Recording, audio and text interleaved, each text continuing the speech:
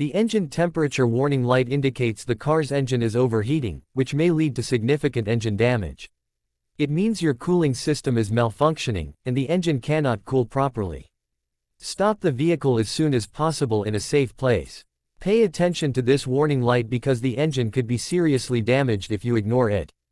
Check the coolant levels, and if low, top up.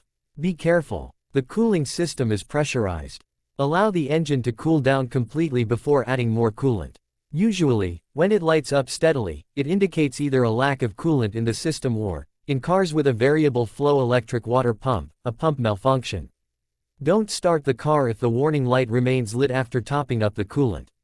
The car must be towed to a workshop. If you find this video useful, please share it with your friends, and if you have any questions, leave a comment, we'll respond. Thanks for watching, and subscribe for more.